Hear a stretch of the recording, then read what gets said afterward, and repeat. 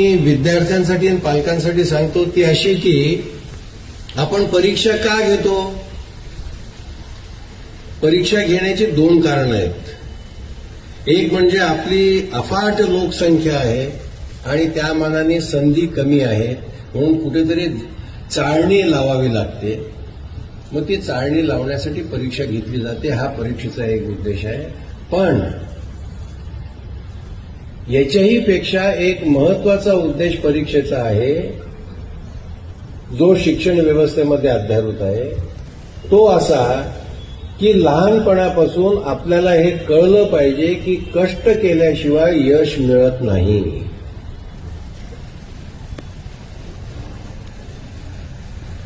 आपलं wishful thinking खूप असतं. आपल्याला फार वाटतं की आपण सचिन तेंडुलकर व्हावं, आपण अब्दुल कलाम व्हावं, आपण अजून काही व्हावं.